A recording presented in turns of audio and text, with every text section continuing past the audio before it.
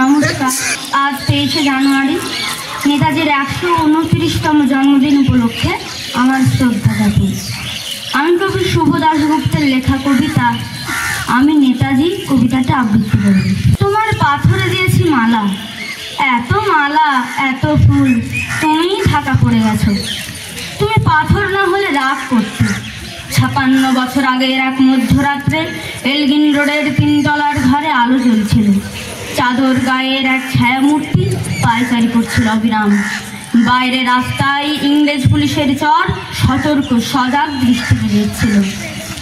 তার সব সতর্কতাকে বুদ্ধ বানিয়ে তুমি তখন অন্ধকারে চিরে ছুটে চলেছ আলোর পথে।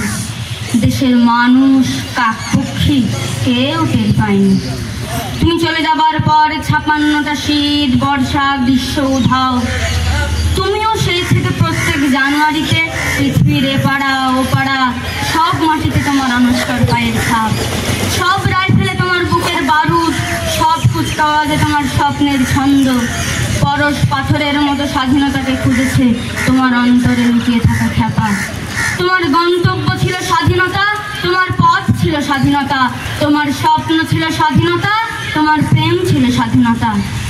তুমি রক্ত চেয়েছিলে স্বাধীনতার জন্য, তুমি তাই পাথর। যারা স্বাধীনতার আড়ালে চেয়েছিল গদি, চেয়েছিল সিংহাসন, ইংরেজের ছেড়ে যাওয়া লুটের রাজ্যপাট, তারা রইল সুখে। ভারতবর্ষের টাকাই তাদের সুখ, তোমার নয়। ভারতবর্ষের অফিসে আদালতে তাদের ছবি, তোমার নয়।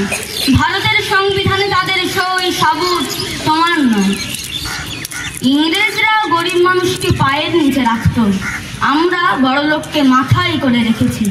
স্মাগলার কিংবা ডাকাতকে জোর হাতে সভাপতির আসনে আহ্বান জানিয়েছি। ইংরেজরা এদেশের ধন সম্পত্তি লুট করত, আমরা দেশটাকে বেঁচে দিচ্ছি। ইংরেজ দিয়েছে চাবুক লাঠি গুলি, আমরা দিয়েছি মাস্তান মাফিয়া নেতার গুলি। ইংরেজ দিয়েছে কালাপানি সেলুলার জেল, আমরা দিয়েছি টিভিতে সুপারহিট মোকাবিলা আর আইনসভায় আয়ারাম গয়ারামের খেল। 56 বছর আগের এক মধ্যরাত্রে পরাধীন এই দেশ ছেড়ে তুমি চলে গিয়েছিলে স্বাধীন এক স্বদেশে ফেরার আশায়। তুমি ফিরে আসনি, স্বাধীনতা এসেছে।